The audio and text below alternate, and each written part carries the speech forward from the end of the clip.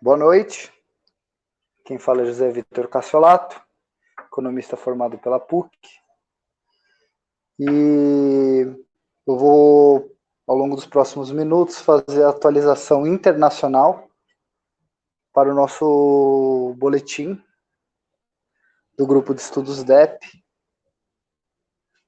de março desse ano, referente a fevereiro de 2021.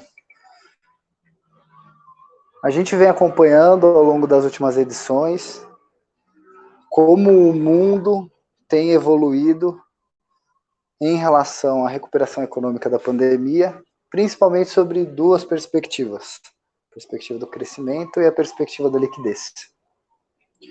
Ao longo de fevereiro, a gente viu uma continuação de uma história que se iniciou na virada do ano, em que muitas métricas de crescimento vêm se confirmando.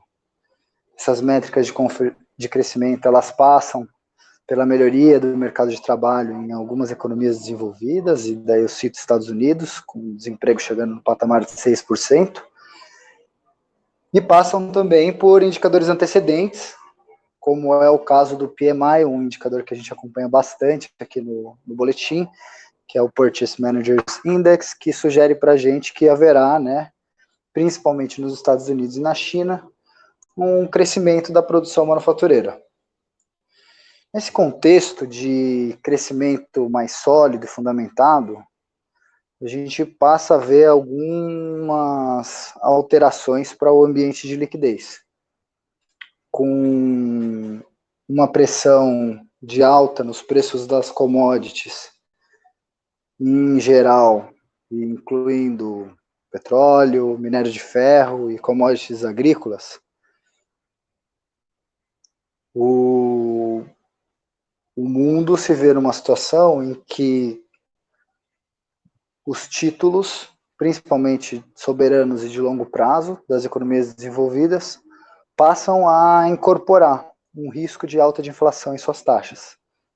Nos Estados Unidos, a taxa de juros de 10 anos, por exemplo, ela subiu de 0,9% no final de 2020 para 1,6%, aproximadamente.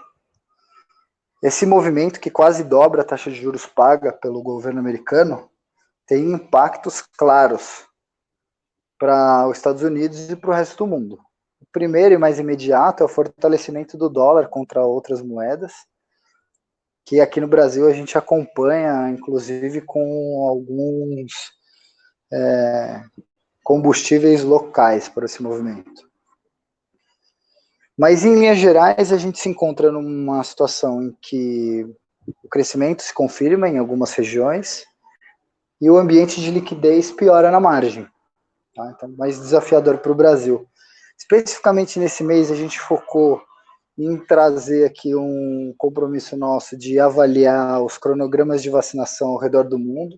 A gente pegou como fonte esse gráfico do núcleo de inteligência da The Economist, onde ele apresenta qual é o prazo para vacinação da população de cada país atingir um patamar de 60% a 70% da população. E esse gráfico conta uma história que foi bem detalhada no relatório da Oxfam, em janeiro, intitulado O Vírus da Desigualdade, e que eu gostaria de abordar aqui pelas duas perspectivas que a própria interpretação desta frase permitem a quem escuta, né? O vírus da desigualdade. Então, em primeiro lugar, por conta dos impactos na desigualdade que existe no mundo, que vão ser consequências dessa pandemia, que foram trazidas por esse vírus, e em segundo lugar, pelos problemas que a própria desigualdade traz para a sociedade, sendo ela mesma o vírus. Então, num primeiro lugar, eu acho interessante a gente olhar uma boa parte do mundo, né, desenvolvido, caminhando para a vacinação da sua população. Agora, já no final desse ano, 2021, e aí a gente encontra as economias com o maior PIB per capita. Tá bom?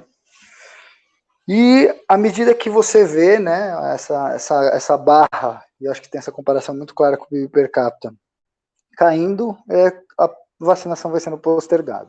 Coloca vários países aqui, que eu vou considerar marginalizados, né, nesse processo de concentração e centralização do capital, em uma situação muito difícil, porque eles estão experimentando uma epidemia, né, uma pandemia mais duradoura, que exige dos governos uma ação maior, tanto no auxílio às empresas como no suporte social, vão ter um impacto maior no seu endividamento e vão continuar nesse processo em um momento em que a principal fonte de liquidez, as economias desenvolvidas, vão estar retraindo as suas políticas expansionistas.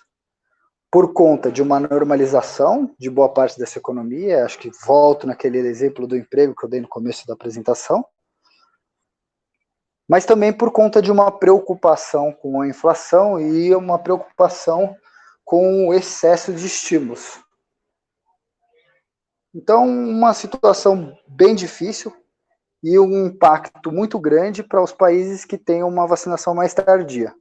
Então, essa é a primeira perspectiva, né? Quer dizer, o vírus, a pandemia como um todo, ela tem esse mecanismo que faz com que a desigualdade no mundo vai aumentar, e aqui a gente está pegando a questão da vacina como um exemplo de como que isso acontece, mas existem muitos outros.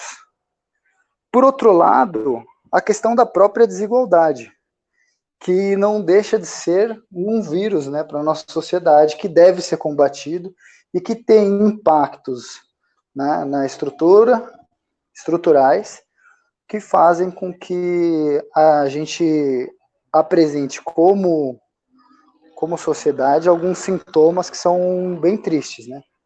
Então, acho que aqui no Brasil a gente acompanha esse processo de perto, mas a crueldade de ver de uma forma tão escancarada e o tapa na cara que a gente recebe, ao enxergar que, de fato, os países mais pobres vão ter que lidar com essa pandemia por mais tempo. Então, com essa nota sobre a desigualdade e o reconhecimento dos impactos do vírus, eu encerro aqui a contribuição do Internacional e agradeço a todos os ouvintes. Obrigado.